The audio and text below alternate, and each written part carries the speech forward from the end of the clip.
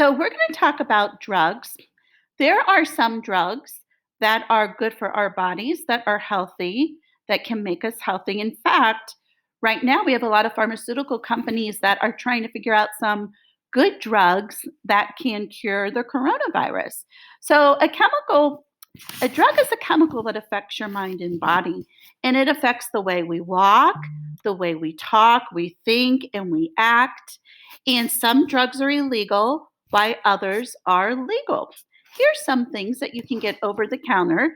That means that you can buy them without a prescription, without a doctor's authorization. So, aspirin, Benadryl, allergy pills, vitamins, usually, these medicines, we call these prescriptions, are given by doctors.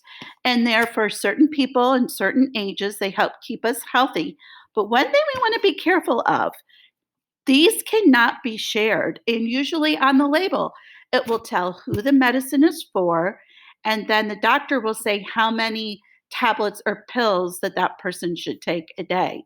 But if you take something that is not prescribed for you, then that can harm you and kill you. So you only really want to take medicine when it's prescribed by a doctor, and really when your parents say that it's okay. So we're going to talk about a legal drug. It's called an opioid, and an opioid is actually a pain reliever that is prescribed by a doctor to help people deal with pain.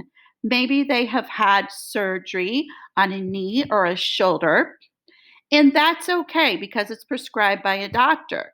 But the challenge is that opioids are very, very, very addicting. It's kind of like opening up a potato chip bag. It's hard to have just one potato chip. So, what happens is some people will start taking the opioids prescribed by a doctor, and then the prescription runs out and the doctor will not fill it. The doctor might say, well, now you can go down to something that's a little less powerful, like an aspirin or Tylenol or Advil, which you have probably taken before. But they really want that stronger pain reliever. So then sometimes they go to the streets where they get these opioids illegally, and they're very expensive. And then you can see where I'm getting. And then they need money to buy these opioids. So they start stealing. And then somebody else comes to them and might say, well, I can give you this illegal drug like heroin. And then it just starts this big cycle of these illegal drugs that are very, very bad for you. And there's an epidemic in Ohio. It's getting better. But in the year 2016, you can see some of these numbers here. There were a lot of, people, teenagers and college kids and other people in their 20s who were really addicted to opioids, and that's just not a good thing. And again, if something is not really prescribed by a doctor or your parents don't think that it's okay, you should not be putting anything into your mouth. Always know the food and things that you're putting into your mouth. We should never, ever dare someone to do that. So let's talk about alcohol. As you know, you have to be 21 years old to buy it. Grown-ups are allowed to drink. Of course, we don't want them drinking every single day. But kids, you don't want to do this because you can get dizzy and really sick to your stomach. And a person who drinks too much really should not get into a car because it alters their state of mind. They can't walk straight. Sometimes they talk in a funny way. It's almost like your brain is going to sleep. Now, it is okay with some religions. Sometimes they give you a little sip of wine if you're doing communion or different religious ceremonies, and that's okay. So let's talk about tobacco. Let's talk about tobacco products. Smoking you used to be able to smoke. Anyone used to be able to smoke years and years and years and years ago, and people did not think that it could hurt your body. But now we know, because of lots of studies, that on every pack of cigarettes, you can see the Surgeon General's warning: smoking causes cancer, heart disease, emphysema. Every cigarette pack has a warning on it.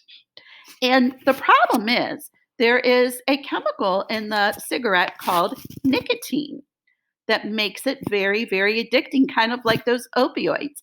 And if you talk to most cigarette smokers, they do not. They don't want to be smoking. It's just that nicotine is so powerful in their bloodstream that it's saying, I want more, I want more. So the best thing to do is never, ever, ever start. And look at these diseased lungs. This is crazy. This is normal. This is some lungs that have emphysema. That's when it kind of clogs up all these little alveoli sacs all over. But look at the smoker. Now you can see why these two diseases are killers for sure. If you have somebody that you know who is smoking that you're worried about, then you can always encourage them to talk to their doctor. There's some medications that they can take as well. So let's talk about what do you do if somebody dares you to take a pill? Remember, you need to have a plan A and B. Are you going to say no? Are you going to give the consequences? Do you have an exit strategy? If you're at somebody's house and they want you to make a bad choice, what are you going to do? Are you going to change the subject? Are you distracting? Are you going to say, I'm not going to go down with you because my mom and dad would be really angry? So you need to have that strategy and you need to practice it. What are you going to do if somebody dares you not only to take a pill, what if they dare you to take a puff of a